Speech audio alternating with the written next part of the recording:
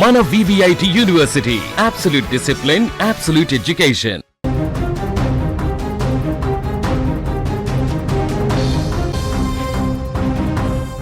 ఢిల్లీలో నిర్భయ ఘటన యావత్ ప్రపంచాన్ని కదిలించింది. బస్సులో ఓ యువతిపై సామూహిక అత్యాచారం చేసి అత్యంత దారుణంగా ప్రవర్తించారు. అందుకే ఇప్పటికీ నిర్భయ పేరు వింటే వెన్నులో వణుకు పుడుతోంది. ఇప్పుడు అచ్చం అలాంటి ఘటనే మరొకటి దేశ రాజధాని ఢిల్లీలో చోటు చేసుకుంది. కదులుతున్న బస్సులో ఓ మహిళపై సామూహిక అత్యాచారం చేసిన ఘటన మరోసారి చర్చనీయాంశంగా మారింది. రెక్కాడితే గాని డొక్కాడని కుటుంబం. భర్తతో పాటు ఆమె కూడా పని చేస్తేనే 3 పిల్లల కడుపు నిండుతుంది. అందుకే ఆమె నిత్యం పనికి వెళ్తుంటుంది.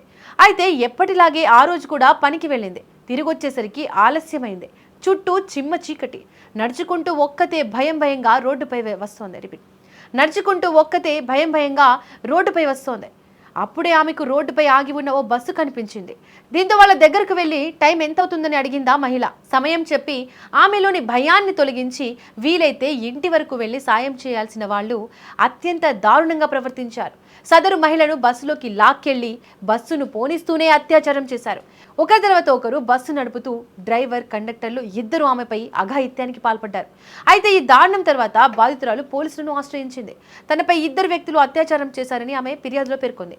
వెంటనే స్పందించిన రాణిబాగ్ పోలీసులు కేసు నమోదు చేసి దర్యాప్తు ప్రారంభించారు. బాధితురాలికి వైద్య పరీక్షలు నిర్వహించగా అత్యాచారం జరిగినట్లు ప్రాథమికంగా నిర్ధారణ అయ్యింది. పోలీసులు సాంకేతిక ఆధారాల సాయంతో నిందితులను గుర్తించి నిందితులను అదుపులోకి తీసుకున్నారు. నేరానికి ఉపయోగించిన స్లీపర్ బస్సును కూడా పోలీసులు స్వాధీనం చేసుకున్నారు. నిందితులను డ్రైవర్, కండక్టర్లుగా గుర్తించారు. బాధిత మహిళకు వివాహమై 3 పిల్లలు ఉన్నారు.